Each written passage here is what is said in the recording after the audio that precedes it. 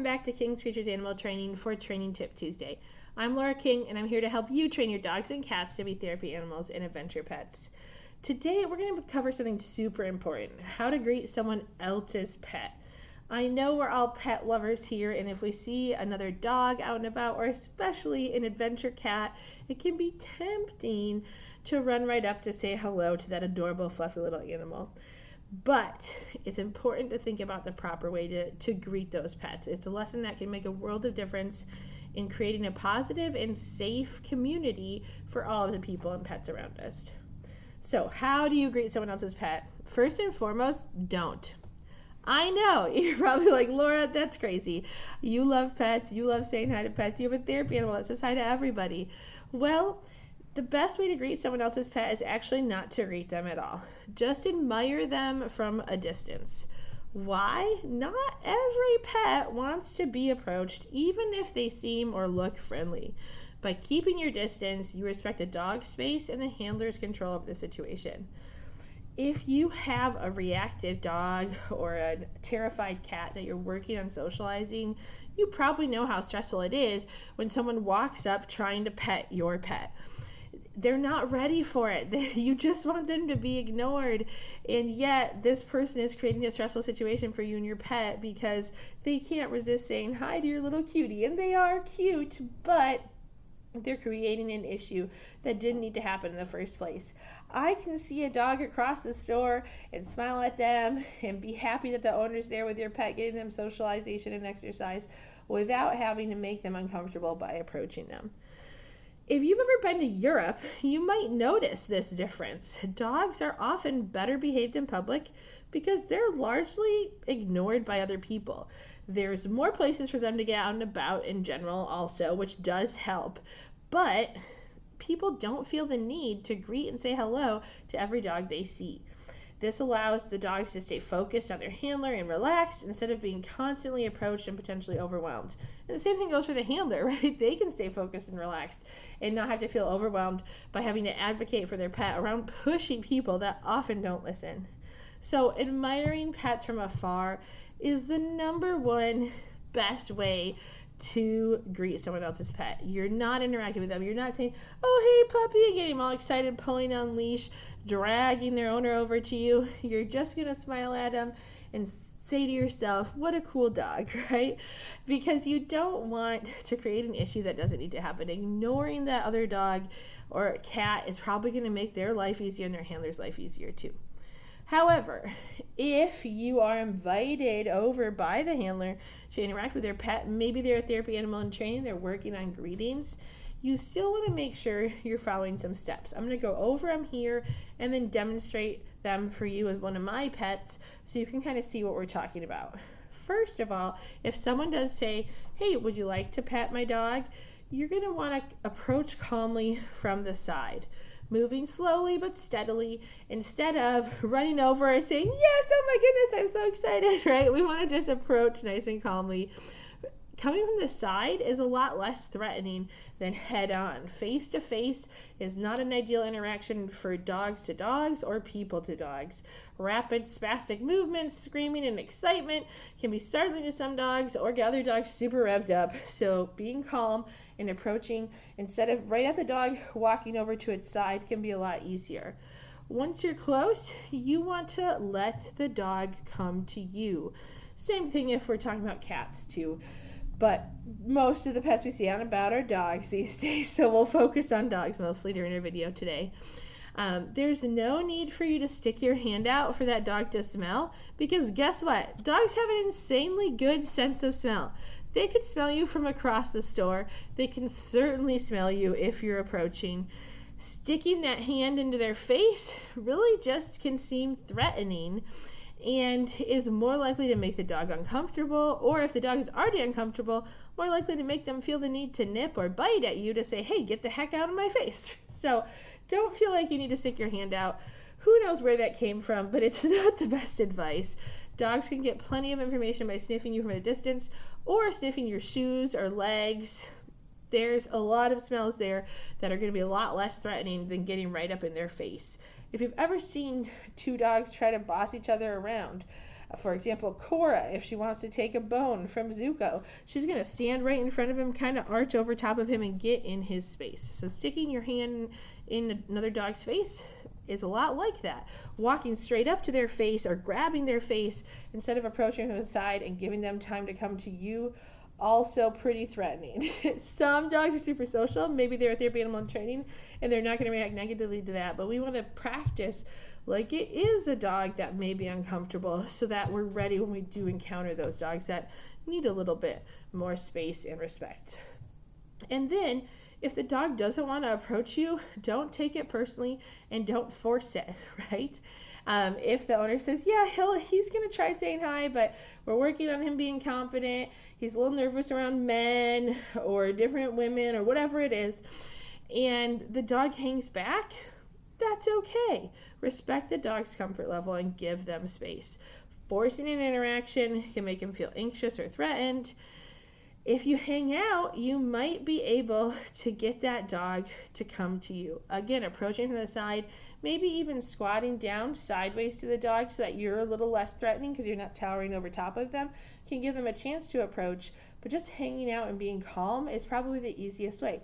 Chat with the handler a little bit. If they're working on training, you've got something in common to talk about.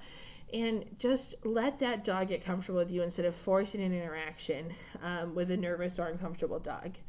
And then when that dog is ready for affection, you want to make sure, again, that you're not threatening.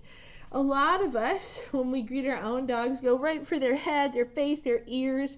When I'm petting May, I can almost tear her ears off. She loves it. She loves that rough petting. But that's not going to be true for every pet, and especially a pet that doesn't know you. So if that dog is ready for some affection, you're going to want to reach under its chin or stand behind it and pet its back or shoulders kind of from the side. If you're not reaching over the top of the dog's head, maintaining prolonged eye contact, grabbing the face, that dog's going to be a lot more comfortable. And remember to keep it really short. Do a really quick little scritch under the chin or a pat on the back, and then pull back and let the dog let you know if they're comfortable or not. If they're uncomfortable, they're probably going to move away or freeze and look weird, right? And you're like, oh, that dog looks a little uncomfy. If they're enjoying it, they're going to wiggle over towards you. They're going to lean in for more. That gives them the option, again, to walk away. If it's your first time greeting a pet and you just keep petting them, you start out under the chin, you work around to the back, you get to their face, right? Now we've had a prolonged interaction, and if that dog is uncomfortable, it's getting more and more uncomfortable, and it's going to be more likely to either jump with excitement, growl, or snap if they're uncomfortable. So keep that first interaction super short, a quick little love pat, pull back, see if they're still into it, and try again. Slowly build up the time you're interacting with them instead of just going all in the second that the owner says it's okay to say hi. And then don't forget to thank the owner.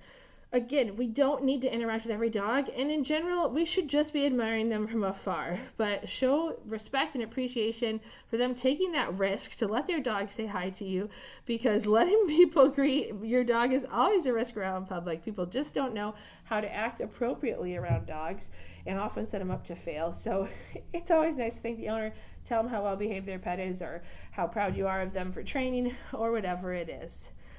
But remember that admiring from afar is really our primary goal, especially if you are a dog or cat lover. I know that's hard because we want to say hi to all those cuties, but you're advocating for them and setting them up for success. If you're not getting overly excited, hey, come on over here, that sort of stuff. If you're not interrupting their moment with their handler, just admiring those dogs and cats from a distance, you're helping them stay calm and focused. And many dogs are trained to ignore distractions in public or are working on that training. Even our therapy animals in training shouldn't be pulling over to greet somebody. They should not really be acknowledging you too much unless the handler gives them permission. So by not approaching them, you're going to help them with their training and reduce the stress of both the pet and the handler.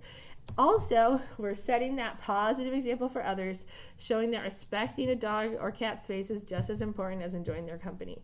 So now that we've walked through all those steps, let's pause here, and I'm going to grab one of my pets so you can see kind of what that greeting looks like. All right, so now we have Cora here, and we're going to act like our bar over here is her handler, and I'm approaching her to say hello. Remember, we don't want to come straight on at Cora's face. We want to come from the side. You might even approach with a sideways step. Stay, Cora. And look at what she's doing already. She's interacting with me. Obviously, she knows me, so that makes it a little easier. But I'm giving her the opportunity to come over and say hi. Instead of me approaching her, I got close, but now I'm going to let her complete that extra distance. So her handler would likely say, "Okay, Cora, good girl." And she's invited to come over here. I'm still not approaching her. I'm going to let her come to me. And then I'm going to greet her appropriately, which means scratching under her chin. And then end that interaction. Give her a chance to walk away if she wants to. But look at what's happening. She's maintaining eye contact with me. She's wagging her tail. So I can come in for more scratches. If I want to pet her more, I can get next to her again and come over the side. But we're not arching over the head. We're not grabbing the face or tugging on the ears of a dog that we don't know. Under the chin or over the side, shoulders and back. And then allowing her to end the interaction if she wants, right? A quick interaction and then stop. If she still wants it, she's going to stay by me or wag that tail more. Right now, she's just staring at me, and now we're going in for an itch. I'm going to let her be, and her handler would likely call her back because she's not really interacting with me anymore. Now I get to say thank you for letting me greet your adorable little Cora Bean, and we've had a great interaction because I've been respectful of the handler and the pet, and I have allowed her to interact with me and allowed her to walk away when she's done. She says, "Okay, we're done with petting. I'm going to go lay down over there." Really great, mature choice that Cora made there to say, "Oh, we're not doing pets anymore." But I gave her the opportunity to do that. If I would have stayed crouched down, arching over her, trying to pet her that whole time, and she didn't know me or she was getting more uncomfortable, that could have ended poorly. So by allowing her to walk away, we're letting her have some control over whether she wants to say hi to you or not, and not forcing it on her. Really simple way to set up other people and pets in your community for success. So there you have it. Learning how to greet another pet properly is so simple, but it makes every interaction so much more likely to be successful. It makes your community a happier, less stressful place to be. Remember, don't be that person. Don't be the one that walks up and asks the pet or distracts the animal that's been working really hard on confidence or leash walking or whatever it is. Admire that pet from afar and only approach if the handler invites you over. That doesn't mean you're sitting there going, "Oh, look at that cute puppy," from across the store. That's still being disruptive, right? We're getting them excited and distracted. But just smiling at them, maybe a little wave at the owner, that's fine, but not creating an issue where there didn't need to be one. And then if you are invited over to approach, remember the steps that we talked about. To approach from the side, slowly and calmly, allow that pet to come to you so that you're not making them feel trapped. Don't stick out that hand. There's no need for that. They're smelling you already. Respect the dog's comfort level. Don't force them to interact with you if they're hesitant. Just hang out and wait. And then when you do have those first petting opportunities, go under the chin or on the shoulder or side and keep it really short. Pause your petting, see if they want to continue the interaction or not. And of course, we always want to thank the owner. So thanks so much for tuning into this week's Training Tip Tuesday. If you have any questions, you can always stop by in the comments. I'm still on maternity leave, but I'll do my best to answer them when I'm able, and especially when I get back to work. Let's continue to spread the word on responsible pet interactions so we can keep our community safe and happy. I will see you next week, Tuesday at 5 p.m. Central for our next Training Tip Tuesday. Bye.